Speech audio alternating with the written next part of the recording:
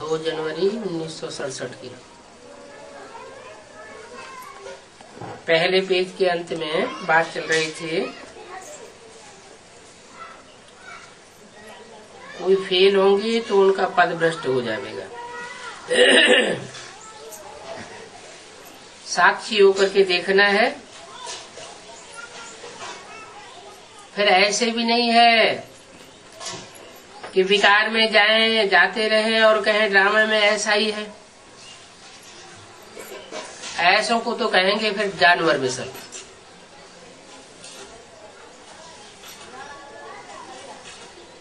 दूसरा पेज, ये बुद्धि से समझने की बातें हैं। बाप कहते हैं देही अभिमानी बनो,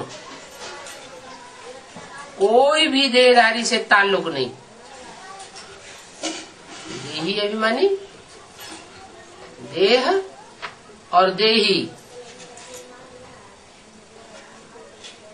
देह माना शरीर और देही माना शरीर को धारण करने वाली आत्मा। तो देही अभिमानी माने आत्मा अभिमानी बनेंगे तो फिर किससे ताल्लुक होगा? आत्मा का ताल्लुक परमात्मा बाप से, क्योंकि आत्मा 84 जन्मों से कनेक्शन की बात हो गई। आत्मा जब याद आएगी तो कितने जन्म याद आ जाएंगे? पूरा 84 का चक्कर याद आ जाएगा। 84 का चक्कर याद आता है माना आत्मा अभिमानी। और सिर्फ ये जन्म याद आता है, इस जन्म के देह के संबंधी याद आते हैं। इसका मतलब आत्मा अभिमानी या देह अभिमानी? देह अभिमानी। अगर आत्मा अभिमानी बनेंगे तो देहधारियों से कोई ताल्लुक नहीं। हमको तो एक बाप को ही याद करना है। क्यों? एक बाप को क्यों याद करना है? क्योंकि अब अंत में इस सृष्टि का ऐसा समय आने वाला है, कोई किसी का साथी नहीं रहेगा। एक भगवान ही सबका साथी बनने वाला है। क्या? जैसे मिसाल के तौर पर यज्ञ के आदि में जब हिंदुस्तान पाकिस्तान की लड़ाई हुई, खून की नदियां बह रही थी और 300-400 कन्या माताओं को सिंध हैदराबाद में तालों में जकड़ रखा था। तो जिन लोगों ने तालों में जकड़ रखा था, जब खून की नदियां बही तो वो छोड़ करके भाग गए। कोई ने नहीं देखा कि हमारी बेटी कहाँ है, बहन कहाँ है, पत्नी कहाँ है, कौन कहाँ है, बहन कहाँ है। अपनी अपनी जान लेकर के भागे। और वो कन्याएं माताएं स्वतंत्र हो गई। स्वतंत्र होकर के उनकी जहाँ लगन थी वहाँ कराची में चली गई। तो कोई से ताल्लुक नहीं रखना है।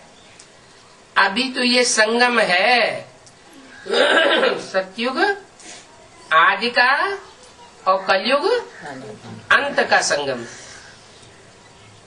बाप जरूर संगम पर ही आवेंगे। न सतयुग में आवेंगे, न त्रेता में, न द्वापर में, न कलयुग में। कब आवेंगे? जब श्रेष्ठ ते श्रेष्ठ युग की आदि होनी होती है और भ्रष्ट ते भ्रष्ट युग, पापी युग जिसे कहा जाता है, उस कलयुग का अंत होना होता है। दोनों का संगम है। पुरानी दुनिया को ही पतित दुनिया कहा जाता है। पावन दुनिया सतयुग को कहा जाता है। मुख्य बात पवित्र बनने की है। क्या? आत्मा जो अनेक जन्म लेते लेते अनेक देहधारियों के संग में आते आते पतित बन गई है, उस पतित आत्मा को पावन बनाना है। कुछ भी हो जाए, लेकिन नगन नहीं होना है। आत्मा अभिमानी बन करके रहेंगे तो बाप का बल मिलेगा। और इसका मतलब ये भी नहीं कि आपस में ही लटकते रहना है। नाम रूप में फंस जाना है। आशिक मासूक जो होते हैं वो कब आपस में लटकते नहीं हैं, सिर्फ एक दो को देख करके ही खुश हो जाते हैं। बाकी लटकना आदि कुछ भी होने की बात नहीं है, वो तो देखने से ही खुश होते हैं। लटकने वाले में काम विकार का अंश जरूर आ जाता है। जो नाम रूप में फंस करके लटकते हैं वो और ही नुकसान कर देते हैं। वो आशिक मासूक का विकार में नहीं जाते हैं, एक दूसरे को सच्चा प्यार करते हैं। यहाँ तो माया ऐसी चंचल है जो फीमेल्स आपस में एक दो के साथ लटक पड़ती है। ये बड़ा कड़ा रोग है नाम रूप में फंसने का। जब तक एक दो की भाकी नहीं पहनेंगे, उनकी गोद में नहीं जावेंगे, तब तक उनको नींद ही नहीं आवेगी। बाकी पहनने बगैर जैसे कि प्राण जाते रहते हैं। ये सारी माया का रूप है। अनेक प्रकार के सटके माया लगाई देती है। तुम बच्चों की बुद्धि में आना चाहिए, पुराना 63 जन्म का किचरा है जो अभी संगम युग में आकर के उदय होता है। इसमें आसक्ति रखनी नहीं चाहिए। कोई को भी देह में नहीं फंसना है, एक बाप को याद करना है तो ये बहुत मंजिल भारी।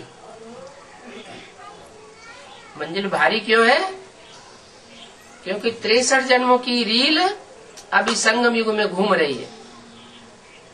विश्व का मालिक बनना है, ऐसे भी भारी मंजिल है। जितना ऊंचा पुरुषार्थ उतनी भारी मंजिल। भारी मंजिल को भी सहज कैसे बनाते हैं? भारत का प्राचीन योग तो गाते भी है, परंतु इससे क्या हुआ ये कोई नहीं समझ सकते। तुम समझाते हो योग बल से हम विश्व में मालिक बनते हैं, इसमें लड़ाई की कोई बात नहीं है। पांडवों ने बरोबर राज्य लिया, परंतु सुप्रीम पंडे के साथ योग लगाया।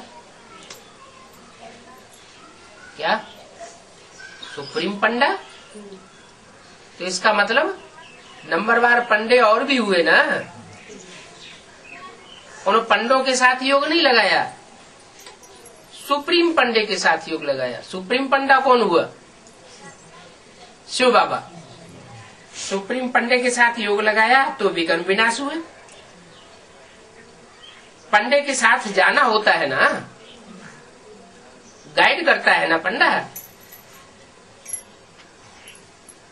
तो जब विकर्म विनाश हुए तब दूसरे जन्म में राजा ही पद पाया। ये है ही प्रिंस प्रिंसेस बनने की मिशन। जैसे वो रामकृष्ण की मिशन है, वैसे ये प्रिंस प्रिंसेस बनने की मिशन है। दुनिया में अलग अलग संस्थाएं होती है, उनका अपना अपना एम ऑब्जेक्ट होता है। डॉक्टरी का कॉलेज होगा तो डॉक्टर बनावेगा, इंजीनियरिंग का कॉलेज होगा इंजीनियरिंग बनावेगा, इंजीनियर बनावेगा। वकील का कॉलेज होगा जज बनावेगा, वकील बनावेगा। और ये भगवान आकर के राजयोग सिखाते हैं तो कौन सा कॉलेज खोलते हैं? है राजयोग यूनिवर्सिटी। इसमें राजयोग सिखाया जाता है राजा बनाने के लिए। जन्म जन्मांतर के राजाएं हुए, छोटे बड़े राजाएं हुए, महाराजाएं हुए, उनको राजा ही करना किसने सिखाया? कोई कॉलेज खोला क्या? कोई ने पढ़ाई किया है? बिना पढ़ाई पढ़ाए राजा हुए। राजा महाराजा बनने के लिए कोई ने तो पढ़ाई होगी। कब तो पढ़ाई होगी? वो कंट्रोलिंग पावर कहाँ से आई? सबके अंदर तो कंट्रोलिंग पावर नहीं आती। तो ये संस्कार भरते हैं संगम युग में। जब भगवान बाप इस सृष्टि पर आते हैं तो आकर के राजयोग की पढ़ाई पढ़ाते हैं, और उस पढ़ाई से ऐसी शक्ति भरती है आत्माएं कि जन्म जन्मांतर के राजाएं बनते हैं। परंतु माया भी पीछे पड़ती है। राजयोगियों के पीछे माया पड़ती है, ऐसे सहज विकर्म विनाश नहीं होने देती। वो सन्यासी हैं, उनकी मिशन अलग होती है, और तुम्हारी तो ये ईश्वरीय मिशन है। मनुष्य जो पतित बन गए हैं उनको श्रीमत पर पावन बनाने की मिशन है। कहते भी है पतित पावन आओ, ऐसे क्यों कहते हैं? आओ ऐसे क्यों कहते हैं? जरूर आकर के पतितों को पावन बनाया होगा। ऐसे थोड़े ही कि आता है और ब्रह्मा के तन में ज्ञान सुना के चला जाता है और फिर बाद में पतित अपने आप पावन बनते रहते हैं। या जिन्होंने ब्रह्मा के सन्मुख रह करके ज्ञान सुना, वो हमको पतित से पावन बनाते रहते हैं, ऐसी कोई बात नहीं। पतितों को पावन स्वयं बाप आकर के बनाते हैं। बाप के अलावा और कोई पतितों को पावन बना ही नहीं सकता। और जिनको पतित से पावन बनाते हैं उनकी भी निशानी बता दी। जो पतित से पावन बनते हैं वो ही बुलाते हैं, जो पतित से पावन बनते नहीं वो कभी बुलाते भी नहीं। 63 जन्मों में भी नहीं बुलाते और संगम युग में भी नहीं बुलाते। जरूर दूसरे धर्म में कन्वर्ट होने वाली आत्माएं होंगी, उन पर दूसरे धर्मों का छिलका लगा हुआ होगा, तो वो क्यों बुलावेंगी? वो किसको बुलावेंगी? जो दूसरे धर्मों में कन्वर्ट होने वाले ब्राह्मण होंगे वो किसको बुलावेंगे? है? वो अपने धर्म पिताओं को बुलावेंगे। तुम पति से पावन बनते हो, तुम हो सूर्यवंशी चंद्रवंशी, इसलिए तुम बुलाते हो। कहते भी है पतित पावन सीताराम, किसको बुलाते हैं पतित पावन कह के? सीताराम को बुलाते हैं ना। धर्म पिताओं को क्यों नहीं बुलाते? क्योंकि धर्म पिताओं ने तो इस सृष्टि पर आकर के पतितों को पावन बनाया नहीं। ये सृष्टि तो और ही पतित होती चली गई। राम और सीता के द्वारा परमात्मा शिव इस सृष्टि पर प्रवेश करके सारी सृष्टि को पावन बनाते हैं। जो पूरे पूरे पावन बनते हैं वो देवता कहे जाते हैं, अधूरे पावन बनते हैं तो देवता नहीं कहे जाते। क्या कहे जाते हैं? दैत्य। द्वापर युग से इब्राहिम के आने के बाद जो भी इस सृष्टि पर आत्मा आती है वो सब क्या हो गई? दैत्य हो गई। और जो पहले इब्राहिम के आने से पहले जो आत्माएं ऊपर से उतरती है वो हो गई देवता। उन देवताओं में भी कोई 84 जन्म लेने वाले हैं और कोई कम जन्म लेने वाले हैं, क्योंकि सतयुग की आदि में तो आबादी बहुत थोड़ी होती है और त्रेता के अंत में 10 करोड़ आबादी हो जाती है।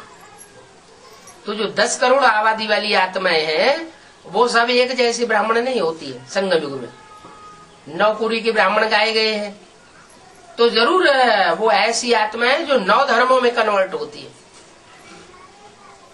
तुम हो देवी देवता सनातन धर्म के पक्के, तुम कभी कन्वर्ट नहीं होते हो। जीते जी तुम कन्वर्ट नहीं होते हो। कन्वर्ट शरीर होता है या आत्मा होती है? आत्मा कन्वर्ट होती है या शरीरधारी कन्वर्ट होता है? मान लो महात्मा बुद्ध ऊपर से आए और उन्होंने सिद्धार्थ में प्रवेश किया, तो सिद्धार्थ कन्वर्ट हुआ। क्या कहेंगे? सिद्धार्थ कन्वर्ट हुआ। और सिद्धार्थ का बाप शुद्धोधन,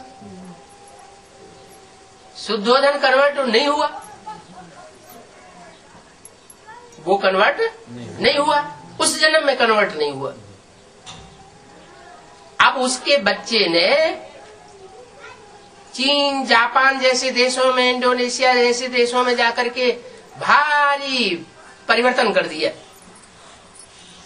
तो उसकी वाहवाही बाप तक पहुंचती है। तो बाप सोचता है मैंने जिस बच्चे को बाहर कर दिया, निकाल करके देश निकाला दे दिया, वो बच्चा देश विदेश में इतनी शोहरत पा रहा है, दुनिया की इतनी ढेर सारी आत्माओं को अपने तरीके से चला रहा है, तो उसके प्रति लगाव तो जाता है। लेकिन वो इतनी पक्की और हट्टी आत्माएं होती हैं कि उस जन्म में फिर भी बौद्ध धर्म स्वीकार नहीं करती।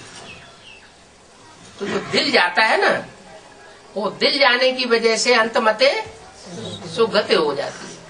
300-400 वर्षों के बाद वो आत्मा बौद्ध धर्म में जाकर के जन्म लेती है। तो वो आत्मा जाके जन्म लेती है, उसे कन्वर्सन कहा जाएगा या नहीं कहा जाएगा? कहा जाएगा। आत्मा जाके जन्म लेती है, उसको कन्वर्सन कहा जाएगा। शरीर रहते रहते कोई कन्वर्ट हो जाए तो कहेंगे कन्वर्ट हुआ, और शरीर ही खत्म हो गया फिर तो आत्मा के लिए थोड़ा ही कहा जाएगा कि वो कन्वर्ट हो गई। कन्वर्ट वो कहा जाता है जो अपने जहाँ जन्म लेता है जिस धर्म में, और वहाँ रहते रहते, जीवन रहते रहते दूसरे धर्म में कन्वर्ट हो जाए तो कहेंगे कन्वर्ट होना। नहीं तो कन्वर्ट होना थोड़ा ही कहा जाएगा। वो तो आत्मा अपने लगाव के अनुसार अगले जन्म में ऑटोमेटिक दूसरे धर्म में जाके कन्वर्ट हो गई। उसने अपनी गलती नहीं की, खुद उस देश को धोखा नहीं दिया। तो कहते हैं पतित पावन आओ, पतित पावन आओ, तो किसको बुलाते हैं? सुप्रीम सोल ज्योति बिंदु के लिए कहें आओ, तो बिंदु का आना और बिंदु का जाना ये तो कोई मतलब की बात ही नहीं। आना जाना किसका कहेंगे? साकार का कहेंगे या निराकार के लिए कहेंगे? साकार के लिए कहेंगे। वो साकार में आता है। किस साकार में आता है? पतित पावन सीताराम कहा जाता है।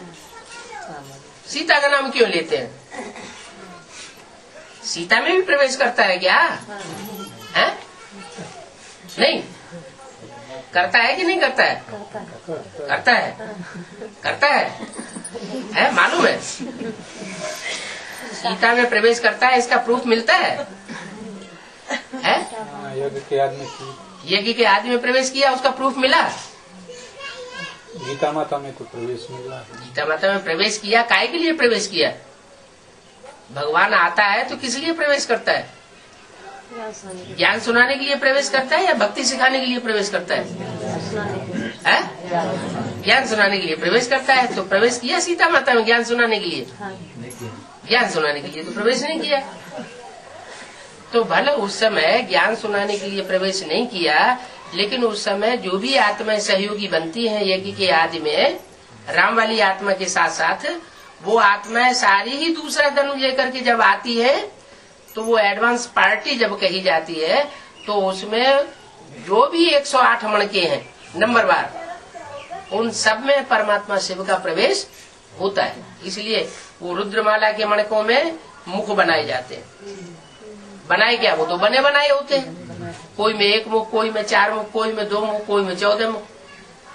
तो जो मुख दिए हैं वो प्रवेश होने की यादगार है। एक आत्मा ने प्रवेश किया तो 1 मुख, 2 ने प्रवेश किया तो 2 मुख, और 10-14 ने प्रवेश किया तो 10 और 14 मुख। ज्यादा आत्माएं प्रवेश करती है, इसका मतलब वो आत्मा दूसरे धर्म का छिलका लेकर के आती है। और एक ही प्रवेश करता है माना, वो आत्मा कभी कन्वर्ट होने वाली नहीं है। यानी जन्म लेने पर भी कन्वर्ट होगी नहीं। जन्म लेना माना जैसे शरीर छोड़ दिया और शरीर छोड़ने के बाद फिर दूसरे धर्म में कन्वर्ट हो जाए, वो भी नहीं हो सकता। हाँ, पतितों का संग का रंग लग सकता है, जैसे कि भारतवासियों को पतितों का संग लगता है। इतना संग का रंग लगता है कि मुसलमान 4-4 बीवियां रखते हैं और हिंदू राजाओं ने ढेर की ढेर बीवियां रखी, ढेर की ढेर रानियां रखना शुरू कर दिया और मिसाल देना शुरू कर दिया। कृष्ण को 16,000 रानियां थी तो हम क्यों नहीं रह सकते? तो ज्यादा पतित कौन हुए? मुसलमान ज्यादा पतित हुए या हिंदू ज्यादा पतित हुए? हिंदू ज्यादा पतित हो गए। तो भारतवासी ज्यादा पतित बनते हैं। क्यों पतित बनते हैं? क्योंकि वो बंदरपना अपना लेते हैं। बंदर जो है वो दूसरों की नकल करता है। भारतवासियों ने भी विदेशियों की नकल करना शुरू कर दिया। भारतवर्ष में तो राम के लिए गायन है, राम को सैंपल रखा जाता है कि राम मर्यादा पुरुषोत्तम थे। सारे जीवन में उन्हें एक ही पत्नी व्रतधारी रहना था, इसलिए भारतवासियों को पवित्रता के लिए विशेष माना जाता है। दूसरे धर्मों में पवित्रता की इतनी मान्यता नहीं है, क्योंकि वहाँ छूट दी हुई है। ज्यादा से ज्यादा शादियां करो, ज्यादा से ज्यादा बच्चे पैदा करो, सरकार भी उनको इनाम देती है कि ज्यादा बच्चे पैदा करोगे तो हमारी ज्यादा जनरेशन बढ़ेगी, दुनिया में हमारा नाम बाला होगा, हमारी ताकत बढ़ेगी। त्रेता युग जब खत्म होता है तो उस समय देवताएं ही देवताएं तो होते हैं इस पृथ्वी पर, दूसरे धर्म की आत्माएं तो होती नहीं। इब्राहिम जैसे ही आते हैं तो वो उनके प्रवेश करने मात्र से ही दृष्टिवृत्ति खराब होने लगती है हिंदुओं की। और इब्राहिम के पीछे पीछे जो भी आत्माएं आती हैं परम धाम से, वो सब प्रवेश करती है। उनके प्रवेश करने से जो देवी देवता धर्म की आत्माएं जो बाद में हिंदू कही गई, उन सब की दृष्टिवृत्ति खराब होती है।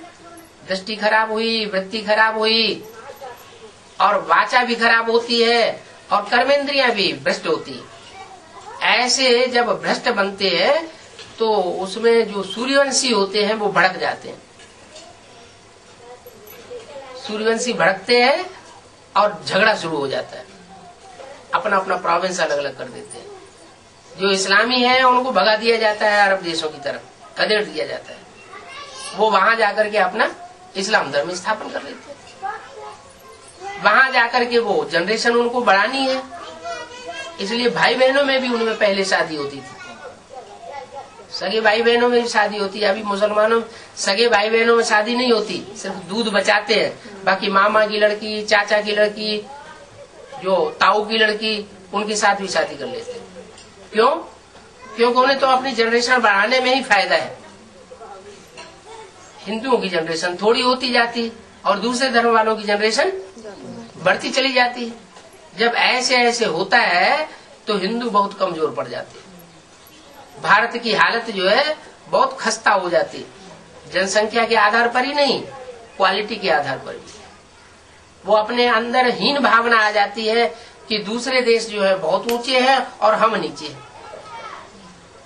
इसका प्रूफ ये है कि यहाँ के जितने भी जहीन वर्ग, जो अच्छे अच्छे बुद्धिमान लोग होते हैं, वो सब विदेश भाग रहे हैं पैसा कमाने के लिए।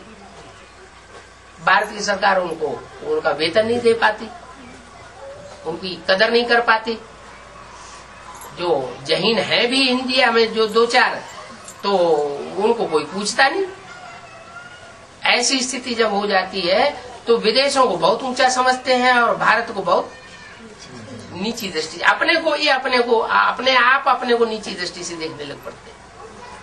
विदेश की शिक्षा को बहुत अच्छा समझते हैं, विदेश के खान पान को बहुत अच्छा समझते हैं। नहीं तो भारतवासियों को अन्न तो बहुत शुद्ध था।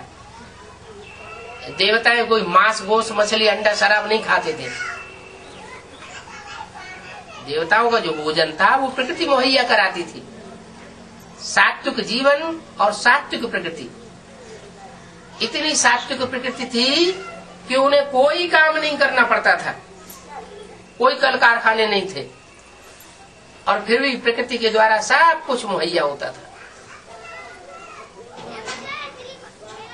तो ऐसी जिंदगी जिन देवताओं की थी भारतवर्ष में, वही देवताएं आकर के अंतिम जन्म में, कलयुग के अंत में आकर के दूसरों के संग के रंग में आकर के, विधर्मियों के संग के रंग में आकर के नीचे गिर जाते हैं। अभी बाप कहते हैं कि मैं आया हुआ हूं भले तुम सारी दुनिया के मुकाबले जास्ती पतित बन गए हो, तुम्हारे कर्म जास्ती भ्रष्ट हो गए। दूसरे देशों में इतनी रिश्वत नहीं चलती है, इतना भ्रष्टाचार नहीं चलता है, और भारतवासियों में जबरदस्त भ्रष्टाचार। आज के देश की सबसे बड़ी समस्या हो गई है ये भ्रष्टाचार कैसे खत्म हो। बाप कहते हैं जो खुद भ्रष्टाचारी है वो भ्रष्टाचार खत्म कर ही नहीं सकते। मैं ही जब इस सृष्टि पर आता हूँ तो इस भ्रष्टाचार को खत्म करता हूँ। और ये भ्रष्टाचार की शुरुआत कहाँ से होती है? इस भ्रष्टाचार की शुरुआत होती है देह अभिमान से। देहभान होने से ही, अपने को देह समझने से, दूसरों को देह समझने से काम विकार की पैदाइश होती है। यह है सबसे बड़ा विकार। ऐसे तो 5 विकार है, काम क्रोध लोभ मोह अहंकार, लेकिन सबसे बड़ा विकार है काम विकार। काम विकार ये मुखिया है, जैसे डकैतों का मुखिया होता है। अगर इसके ऊपर जीत पा ली तो बाकी सब भाग जाएंगे। गीता में भी कहा है, हे अर्जुन, काम और क्रोध ये तड़े महाशत्रु हैं, तू उनको जीत ले। उन्होंने फिर स्थूल युद्ध दिखा दिए। अरे 2 बातें क्यों कर दी? या तो काम क्रोध को जीत लो या फिर दुर्योधन दुशासन को जीत लो। लेकिन काम क्रोध जो है वही लड़ाई वास्तव में है, मनुष्य के अंदर की लड़ाई है। मनुष्य अपने अंदर की जो दुर्गुणों को अगर जीत लेता है, कमजोरियों को जीत लेता है, तो विश्व विजयी बन सकता है। इसलिए कहते भी है, मन जीते जगत जीत, माया जीते जगत जीत, मन के हारे हार और मन के जीते जीत। ये मन जो है वो हमको गड्ढे में ले जाता है। तो मन कंट्रोल में करने के लिए परमात्मा इस सृष्टि पर आता है और भारतवासियों को खास सिखाता है कि तुम अपने मन को कैसे कंट्रोल करो। क्या करो? अपन को आत्मा समझो। हम ज्योति बिंदु आत्मा है, भ्रकुटी के मध्य में निवास करने वाला सितारा इन आंखों से देखता है। जब तक ये सितारा इस भ्रकुटी में मौजूद है तब तक आंखों में से रोशनी निकल रही है, और जैसे ही वो सितारा निकल जाता है मनुष्य मुर्दा हो जाता है और आंखें बटन हो जाती है, वो रोशनी चली गई। तो जो सितारा है आत्मा, उस सितारे की स्थिति में टिकना माना आत्माभिमानी बने, और आत्माभिमानी बने तो काम विकार स्वतः ही नष्ट होता है। कैसे? हम आत्मा और तुम आत्मा। अब इसमें स्त्री पुरुष की बात ही नहीं रही। स्त्री का चोला और पुरुष का चोला जब देहभान आता है तो बुद्धि में बात आती है। हम जानते हैं कि आत्मा स्त्री चोला भी लेती है, आत्मा पुरुष चोला भी लेती है। सारा जीवन काम विकार प्रधान होने की वजह से मनुष्य अंत में शरीर छोड़ता है तो वो स्त्री को याद करता है। शरीर छोड़ते समय स्त्री को याद करेगा तो अंतमते सुगते, स्त्री का चोला मिल जाता है। ऐसे ही स्त्री सारे जीवन पुरुष को याद करती है तो अंतमते सुगते, पुरुष का जन्म मिल जाता है। तो ये आत्मा स्त्री या पुरुष का चोला धारण करती है, वो संस्कार के अनुसार है, लगाव के अनुसार है, अटैचमेंट के अनुसार। अगर अटैचमेंट नहीं होगा तो आत्मा आत्मिक स्टेज में रह करके परम धाम की वासी बनेगी, इस सृष्टि की वासी नहीं बनेगी। सृष्टि की वासी बनती है तो आत्मा ऊपर से आती है, या तो गर्भ महल में प्रवेश करती है या तो गर्भ जेल में प्रवेश करती है। द्वापर कलयुग में आएगी तो गर्भ महल में नहीं आएगी, गर्भ जेल में आएगी। और सतयुग त्रेता में ऊपर से आत्मा उतरती है तो गर्भ महल में आती है। गर्भ महल में आने पर स्त्री और पुरुष का भान होता नहीं है, लेकिन स्त्री पुरुष का चोला मिलता है। एक जन्म में स्त्री का चोला, एक जन्म में पुरुष का चोला। सतयुग त्रेता में विभेद नहीं होता कि 2-2 जन्म स्त्री के मिल जाए, 2-2 जन्म पुरुष के मिल जाए, नहीं। वहाँ तो समान रूप से चलता है, एक जन्म स्त्री का और एक जन्म पुरुष का। 21 जन्म तक क्रम सही चलता है, और जैसे ही दूसरे धर्म की आत्माएं इस सृष्टि पर आना शुरू होती है, वैसे ही देह भान बढ़ने के कारण वो क्रम टूट जाता है। 2-2 जन्म स्त्री के, 2-2 जन्म पुरुष के मिलना शुरू हो जाते हैं। कोई जरूरी नहीं है, लेकिन वो क्रम टूट जाता है तो देवभान बढ़ता है। देवभान क्यों बढ़ा? जैसे सोने में खाद मिक्स होती है, सोने में चांदी मिलाई जाती तो चांदी की खाद आ गई, सोने में तांबा मिलाया गया तो तांबे की खाद आ गई, सोने में लोहा मिलाया गया तो लोहे की खाद आ गई। तो ऐसे ही सतयुग वाली जो आत्माएं, जो सच्ची आत्माएं थी, उनमें त्रेता युग जब शुरू होता है तो चांदी की खाद पड़ना शुरू हो जाती। कैसे?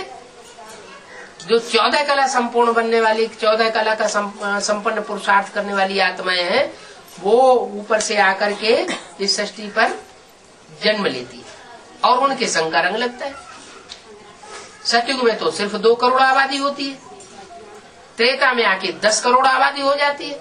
माने चौगुनी आत्माएं ऊपर से उतरी और इस सृष्टि पर आकर के चौगुनी आत्माएं जो है वो 2 करोड़ सतयुग की आत्माओं को संग का रंग लगाती है। तो संग का रंग तो लगेगा ना, जो संग का रंग लगता है उससे सृष्टि का दूषण जास्ती होता है। लेकिन त्रेता युग में इतना पतन नहीं होता, जो देहभान शुरू हो जाए, देह की स्मृति आना शुरू हो जाए। लेकिन जैसे ही द्वापर युग शुरू होता है, द्वापुर नाम क्यों रखा गया द्वापुर? दो मतें शुरू हो जाती है। इब्राहिम आते हैं, वो अपनी अलग मत स्थापन करते हैं इस सृष्टि पर आकर। भगवान ने जो मत स्थापन की थी उस मत की कोई वैल्यू नहीं रहती। विधर्मी धर्म पिताओं के आने की वजह से वो आकर के ऐसी मत स्थापन करते हैं जिससे मनुष्यों की पूजा बढ़ती है, मनुष्यों को याद बढ़ती है। देवताएं जो थे वो भगवान को याद करने वाले और भगवान के साकार रूप को याद करने वाले थे। जो भगवान को साकार स्वरूप को याद करते हैं वो जल्दी पावन बनते हैं, श्रेष्ठ बनते हैं, उनके आचरण भी श्रेष्ठ बनते हैं। और जो भगवान के स्वरूप को निराकार रूप में याद करते हैं, वो निराकारी स्टेज वाली आत्माएं क्षिप्र गति से पावन तो बन जाती हैं, लेकिन इतनी पावन नहीं बनती जो देवता बने। इसलिए वो परम धामवासी बनती है, मुक्ति मिलती है उनको, जीवन मुक्ति नहीं मिलती। जीवन मुक्ति माना जीवन में भी रहे और दुख दर्दों से भी दूर रहे।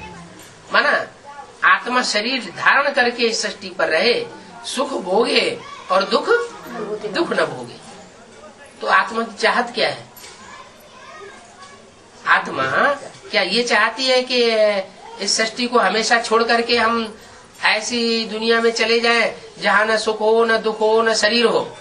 आत्मा का अस्तित्व ही जैसे लोप हो गया। ऐसा कौन चाहेगा कि हमारी आत्मा ही खत्म हो जाए?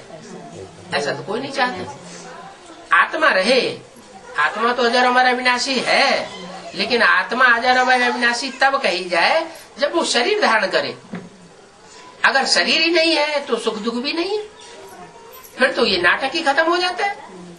अरे ये कैसे हो सकता है कि आत्मा हमेशा के लिए इस सृष्टि रंगमंच से चली जाए, न सुख धारण करे न दुख धारण करे?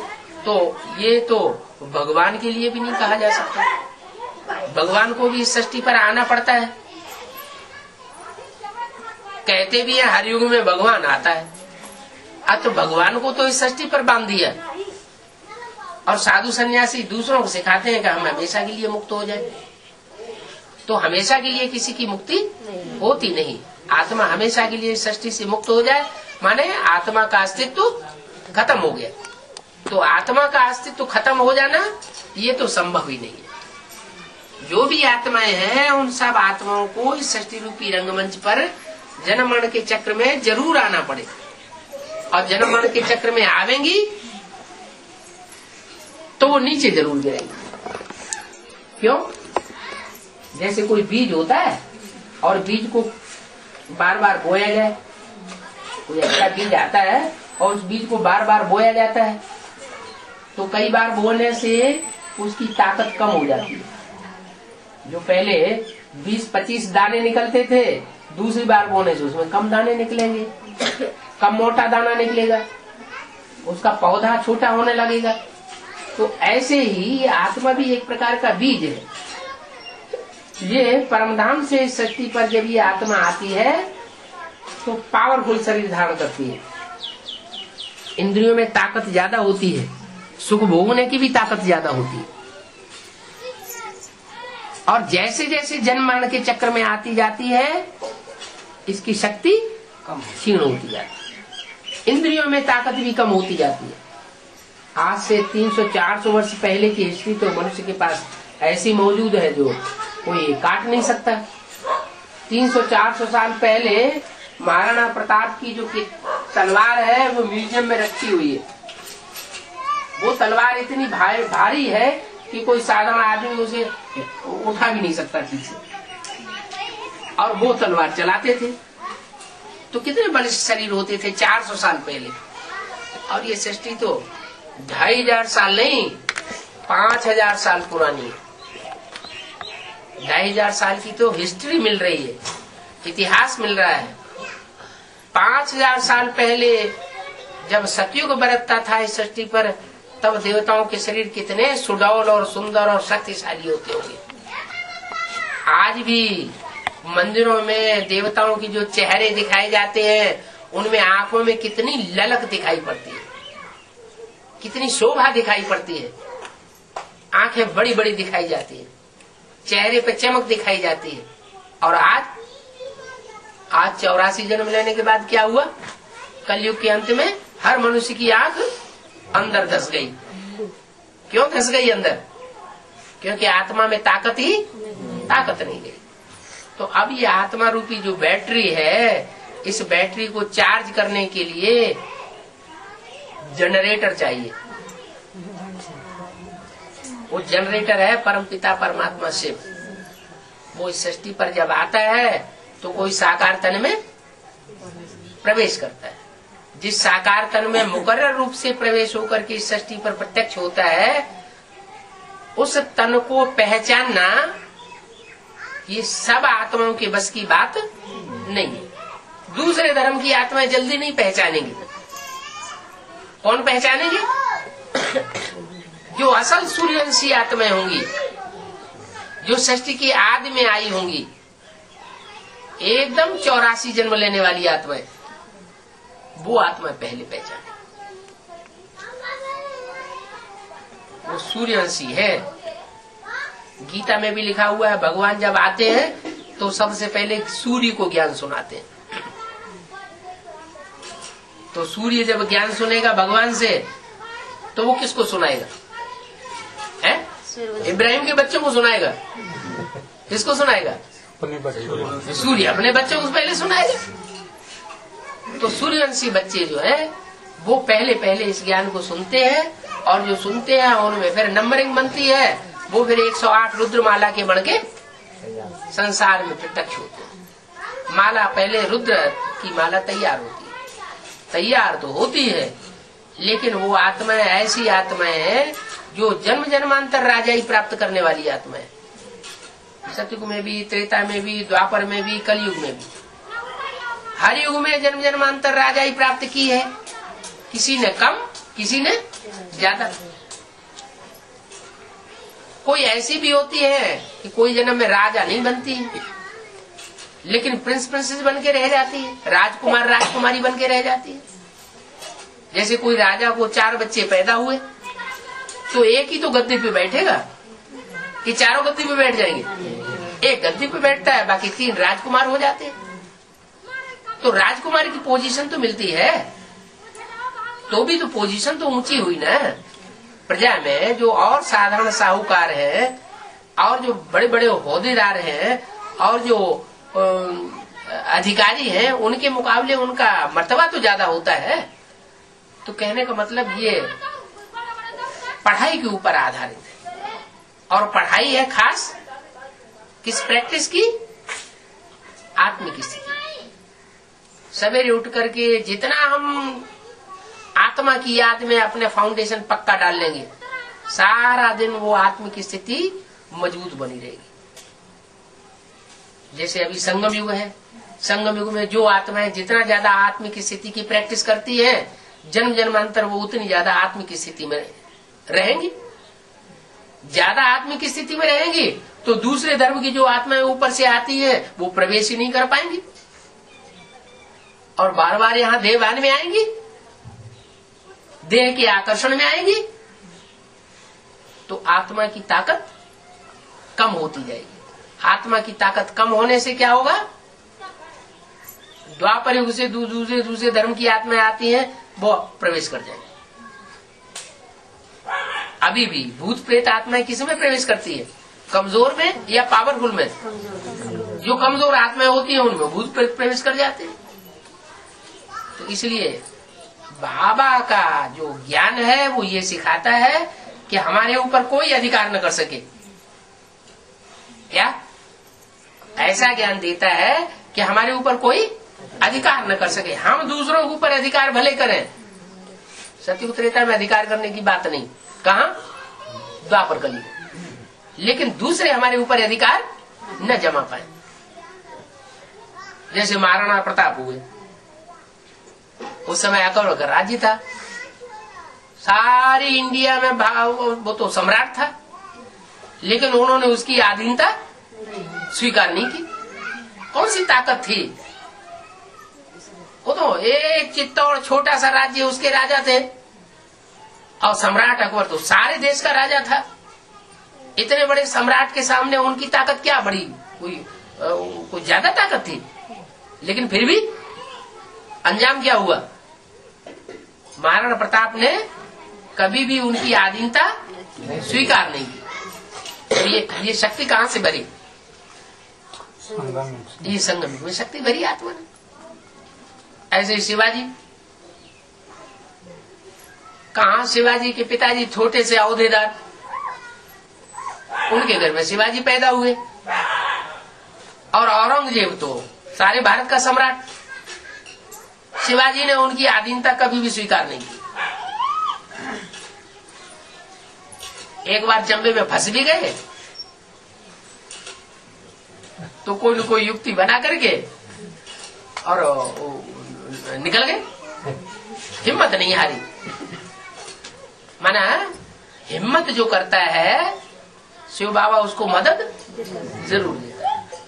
अभी भी मदद दे रहा है, अभी तो संगम युग में प्रैक्टिकल में आया हुआ है। तो जो जितनी हिम्मत करेंगे उनको उतनी मदद शिव बाबा से मिलती रहेगी। अभी किस बात की हिम्मत सबसे जास्ती करनी है? सेवा की है, सेवा की हिम्मत सबसे जास्ती हिम्मत करनी है। पहले अपनी सेवा करनी, फिर जो भी संगी साथी मिले, जो भी संसर्ग संपर्क में आने वाली, संबंध में आने वाली आत्माएं हैं, उनकी सेवा करने की हिम्मत मिले। हम उनकी डिसर्विस न करें। क्या करें? उनकी सेवा करें। वो भले हमारे लिए कुछ भी करें, गालियां दें, ग्लानि करें, लेकिन हम उनकी सेवा करें। अगर ऐसी सेवा करने की हिम्मत हमारे अंदर जागती रही तो हम बाप के हिम्मतवान बच्चे कहे जाएंगे।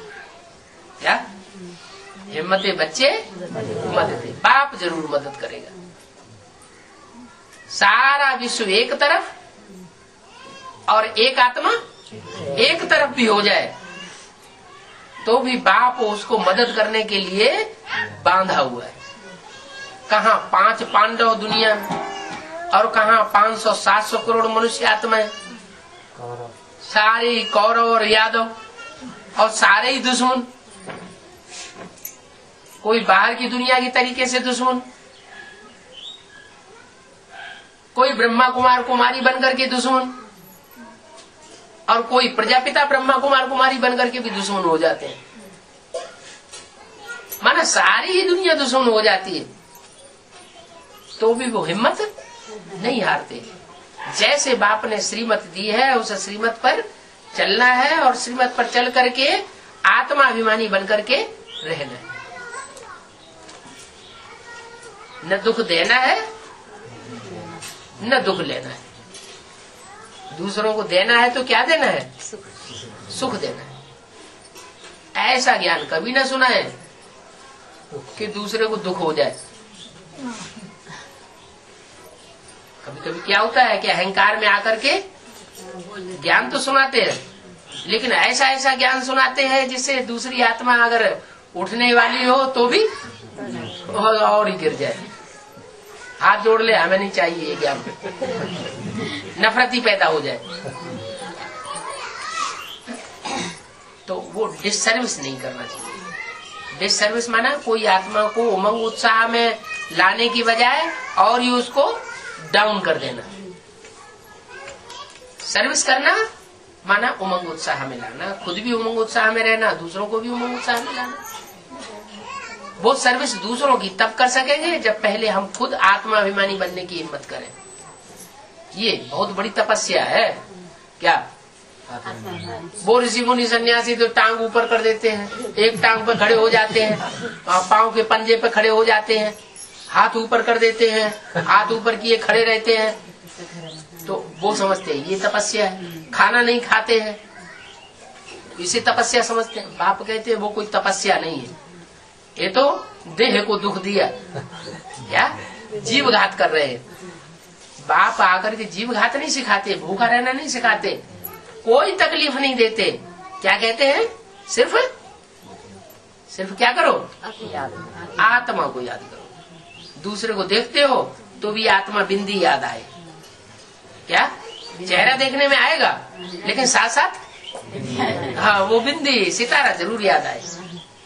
चाहे किसी माथे पे बिंदी या टीका लगा हुआ हो या न लगा हुआ हो, लेकिन हमको क्या याद आना चाहिए?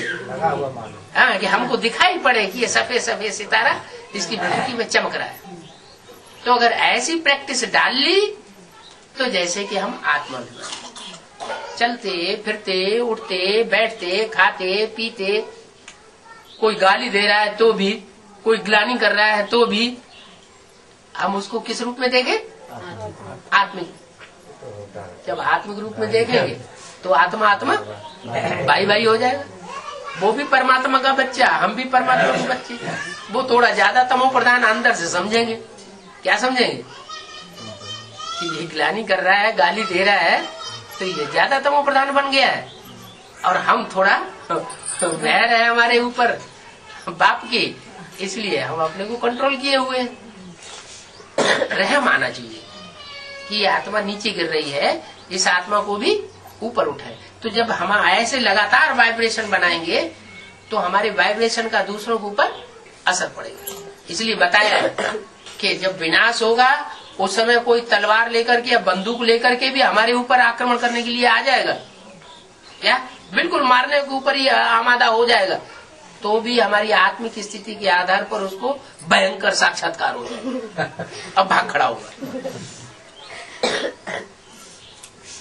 कुरान में भी लिखा है जब कयामत होती है तो खुदा के बंदे बहुत मौज में रहते हैं, उनके ऊपर कोई तकलीफ नहीं आती है, तकलीफ उनको महसूस नहीं होती। तो बंदे कब कहे जाएंगे? जब देवान में रहना बंद करें। क्या देवान में रहना बंद करें तो खुदा के बंदे, और देवान अगर आता रहता है तो कहेंगे अभी खुदा के बंदे नहीं है, गंदे हैं।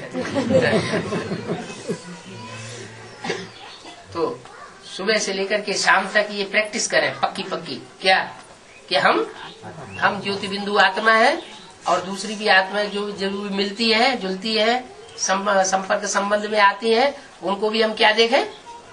ज्योति बिंदु आत्मा के रूप में देखें। अगर ये प्रैक्टिस पक्की पड़ेगी तो शर्त यह है कि आत्मा को परमात्मा जरूर याद आएगा। क्या आत्मा बच्चा बने और बच्चा आत्मा को परमात्मा बाप याद ना आए, ये हो नहीं सकता। जहाँ जहाँ आत्मिक स्वरूप होगा वहाँ परमात्मा साथ साथ रहेगा, और जहाँ देवान होगा, जहाँ पाप, देवान से ही पाप पैदा होते हैं ना, वो जो भी पाप बनते हैं वो कैसे बनते हैं? देवान से बनते हैं। अपने को आत्मा नहीं समझा देह समझा तो स्त्री पुरुष दिखाई देगा, स्त्री पुरुष दिखाई देगा तो काम विकार पैदा हो जाएगा। ऐसे ही क्रोध, अपने को आत्मा नहीं समझेंगे तो दूसरा कहीं वो क्या नाम, भिखारी दिखाई देगा, कमजोर दिखाई देगा, चमार दिखाई देगा, भंगी दिखाई देगा, नीची जात दिखाई देगा, तो उसके ऊपर क्रोध आएगा। हैं हम ऊंची जाति के, हम इतने बड़े आदमी, हम धनवान के बच्चे, तो दूसरे के ऊपर क्रोध आएगा। अगर आत्मा आत्मा देखेंगे तो कोई क्रोध किसी के ऊपर नहीं आएगा। ऐसे ही लोभ, लोभ कब आता है? मैंने कमाया, मेरे शरीर ने कमाया, मैंने अपने शरीर से ये धन कमाया, ये धन मेरा है, तो वो लोभ आ जाता है।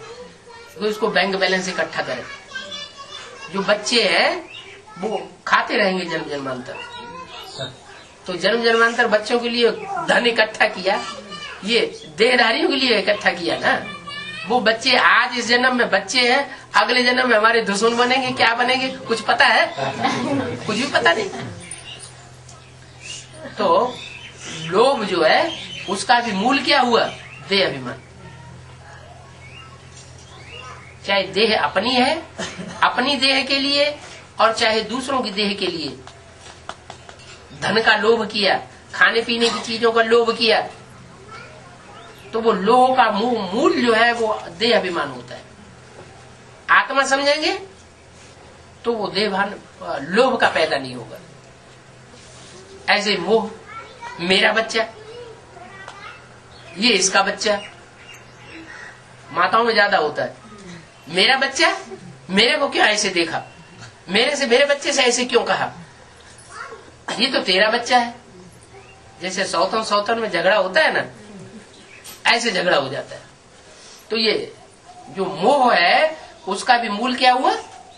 मेरे पेट से पैदा हुआ बच्चा और तेरे पेट से पैदा हुआ बच्चा, उसका बच्चा और मेरा बच्चा। चाहे क्रिश्चियन से पैदा हुआ हो, क्रिश्चियन से पैदा हुआ वो भी बच्चा, और हिंदुओं से पैदा हुआ वो भी बच्चा। क्रिश्चियंस को क्यों नहीं छूते? क्रिश्चियंस को घर में रखने से नफरत क्यों करते? मुसलमानों को नफरत क्यों करते है? चमारों को नफरत क्यों करते? चमड़ा बेचते, जो भंगी है उनको नफरत क्यों करते? गंदा उठाते हैं, गंद उठाते, खराब काम करते हैं क्या? है? माँ भी तो गंद उठाती है, माँ की ना मौजूदगी में बाप भी तो गंद उठाता है। तो एक का उठाता है, सब अनेकों का उठाते हैं। हाँ ठीक है, हम विश्व कल्याणकारी बनेंगे, विश्व कल्याणकारी बनेंगे, तो जो विश्व कल्याणकारी बनेंगे वो अच्छे, या एक के कल्याणकारी बनेंगे वो अच्छे? विश्व कल्याणकारी बनेंगे तो विश्व के बाप कहे जाएंगे, है सूर्यवंशी बनेंगे, और एक का कल्याण करेंगे तो फिर संकुचित बुद्धि हो गई। तो जो भी विकार पैदा होते, अहंकार ही है, अहंकार जो है वो भी देहभान से पैदा होता है। तो सब बातों की एक ही दवा हो गई, क्या? अपन को और दूसरों को आत्मा समझ करके देखना।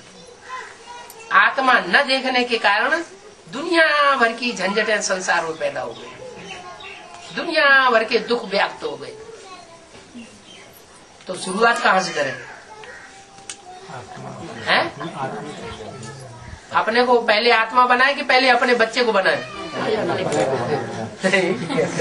जो बच्चे हैं, पत्नी है, उनके ऊपर चढ़ बैठे पहले, तू आत्मा अभिमानी बन। नहीं, शुरुआत कहाँ से हो? अपने से। अपना सुधार किया तो परिवार सुधरेगा, अपना सुधार किया नहीं तो परिवार कभी भी सुधर नहीं सकता। परिवार का, अपने घर का सुधार नहीं किया तो दुनिया का सुधार कभी हो नहीं सकता। कोई ऐसे भी होते हैं, ज्ञान अपने घर वालों को नहीं सुनाएंगे, है हमारी बदनामी हो जाएगी, लड़की ज्ञान में चलने लग पड़ेगी तो फिर बदनामी हो जाएगी। लड़की को शादी नहीं करता है, ये नहीं करता है, तो अपने बाल बच्चों को ज्ञान नहीं देंगे, क्या करेंगे?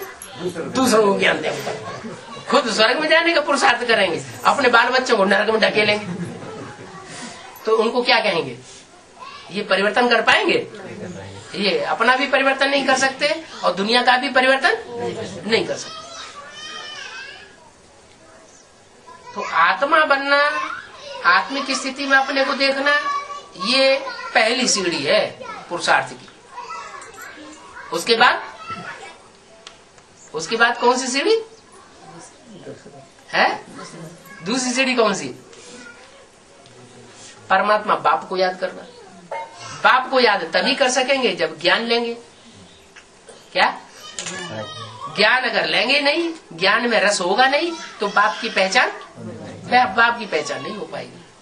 क्योंकि बाप जो है वो असली रूप में तो बिंदु है, शिव ज्योति बिंदु बाप है ना, कि कोई देहधारी बाप है? वो तो हमें पता ही नहीं है। इतनी बड़ी दुनिया में कैसे पता चले कि राम बाप कौन है? और सृष्टि रूपी रंगमंच का पहला पत्ता, पहला बच्चा कृष्ण कौन है? हमें कैसे पता चलेगा? पता चलेगा क्या? नहीं। वो तो ज्ञान में जब हम घुसेंगे तब हम जान सकते हैं। तो ज्ञान जो है वो कैसे मिलेगा? है ज्ञान माने जानकारी। वो जानकारी कैसे मिलेगी? बाप। पहली जानकारी तो बाप से ही मिलेगी। आत्मा की जानकारी बाप से मिलती है, परमात्मा की भी जानकारी बाप से मिलती है। और आत्मा परमात्मा इस सृष्टि रूपी चक्र में कैसे अपना पार्ट बजाते हैं, आत्मा कैसे पार्ट बजाती है, परमात्मा कैसे पार्ट बजाते हैं, वो भी सारी जानकारी बाप से ही मिलती है। तो वो अंतर पैदा हो जाता है आत्मा में और परमपिता परमात्मा में। क्या अंतर पैदा होता है? आत्माएं जो भी है वो जन्म मरण के चक्कर में आने वाली है, वो सब सुख और दुख भोगने वाली है। और परमात्मा परमपिता वो सुख दुख से परे का पार्ट बजाता है। सुख भी नहीं भोगता और दुख भी नहीं भोगता, वो अभोक्ता कहा जाता है। माने आत्माएं जितनी है वो सब भोगी है और परमपिता वो अभोक्ता है। ये अंतर है। अगर वो भी भोक्ता बन जाए तो इस सृष्टि को उद्धार करने वाला कोई नहीं है। वो एक ही तुरीय आत्मा ऐसी है जो जन्म मरण के चक्र में आकर के सुख दुख नहीं भोगती, ना गर्भ से जन्म लेगी और ना उसका मृत्यु कभी होता है। हाँ, वो प्रवेश करती है। जैसे मनुष्य ने जो गीता बनाई है उसमें भी लिखा हुआ प्रवेश तुम, मैं प्रवेश करने योग्य हूँ। फिर एक बार कह दिया प्रवेश करने योग्य हूँ, फिर दूसरी तरफ गर्भ से जन्म दिखा दिया कृष्ण का और राम का। तो मनुष्य बुद्धि जो है वो फैसला नहीं कर पाती आखिर सच्चाई क्या है। भगवान आकर के सच्चाई बताता है। क्या बताया था सच्चाई? कि मैं अजन्मा हूँ, मैं गर्भ से जन्म नहीं लेता, और तुम आत्माएं प्रवेश भी करती हो और गर्भ से भी जन्म लेती हो। अगर देवात्माएं बनती हो तो गर्भ से जन्म लेने के बावजूद भी दुख सहन नहीं करती, क्योंकि तुम गर्भ महल में आती हो सतयुग त्रेता में। और द्वापर कलयुग में जो भी आत्माएं हैं वो सब गर्भ जेल में आती है। परमधाम से जो आती है डायरेक्ट, वो गर्भ जेल में नहीं आती, क्योंकि परमधाम में तो जो भी आत्मा जाती है पवित्र होकर के जाती है। इस सृष्टि पर जब विनाश होता है, भगवान इस सृष्टि पर आता है, दुनिया का स्थापना पालना और विनाश कराता है, तो सब आत्माएं पवित्र होकर के वापस जा सकती है। जब तक पवित्र नहीं बनी है तब तक वापस नहीं जा सकती। पवित्र का मतलब क्या है? पवित्र का मतलब देह की याद आना बंद। देह की याद ना आए। क्या याद आए? है आत्मा याद। सिर्फ आत्मा याद आए तो ये इतना पुरुषार्थ कौन करेगा? 500-700 करोड़ आत्मा इतना पुरुषार्थ कर लेंगे? नहीं करेंगे। तो फिर तरकीब निधि हुई है। क्या तरकीब निधि हुई है? जो अपने आप पुरुषार्थ नहीं करेंगे तो उनके लिए धर्मराज बाप बनकर के बैठा हुआ है। क्या करेगा? है वो दंड देगा। जिनके जिनके पाप कर्म भस्म होने से रह जाएंगे, आत्म की स्थिति में नहीं रहेंगे, तपस्या नहीं करेंगे, पाप कर्म भस्म नहीं करेंगे, तो उनको बाप फिर धर्मराज के साथ हिसाब किताब चिपटू करेगा। बहुत कड़ी कड़ी सजाएं हैं। वो सजाएं खा खा करके, त्रह त्रह करके आत्माएं पावन बनेंगी और आत्म की स्थिति में स्थित हो जाएगी। जो जितनी जल्दी आत्म की स्थिति में स्थित होगा सदा काल के लिए, वो उतना ही ऊंचा पद पाएगा 500-700 करोड़ मनुष्य आत्माओं के बीच में। और जो जितनी ही देर में पावन बनेगा, यानी आत्म की स्थिति धारण करेगा, वो उतनी ही नंबर उसका नीचे गिर जाएगा। मान लो कोई आत्मा 700 करोड़ में नंबर पे आई, तो कलयुग के अंत में आकर के बस जन्म लिया और मरी, जैसे मक्खी मच्छर। तो मक्खी मच्छर बनना अच्छा या 84 जन्म देवता बनना अच्छा? ऐसी भी आत्मा है जो 82-83 जन्म भी सुख भोगती है, दुख नहीं भोगती। तो अच्छी लिस्ट में आना चाहिए। अभी हमारा भाग्य हमारी मुट्ठी में है। क्या भगवान ने आके हमारी मुट्ठी में हमारा भाग्य दिया हुआ है। चाहे तो हम अच्छे से अच्छे बन जाएं और चाहे तो मक्खी मच्छर जैसे बन जाए। ओम शांति। क्या कोई 9 महीने पेट में पके नहीं, 9 महीने पेट में न पके और दुनिया से कनेक्शन न टूटे। जिस दुनिया को शरीर छोड़ करके आई है आत्मा, उस दुनिया से कनेक्शन न टूटे, तो वो नए बाप का बच्चा बन पाएगा? ऐसे ही ये 9 दिन की भट्ठी है, एक दिन जाना एक दिन आना और 7 दिन वहाँ दुनिया से अलग थलग करके रखा जाता है। अंदर ही खाना, अंदर ही पीना, अंदर ही सोना, अंदर ही ज्ञान सुनना, याद में बैठना। कि सब सूर्यवंशी है? सब प्रसन्न चित्त है कि प्रसन्न चित्त भी है कोई?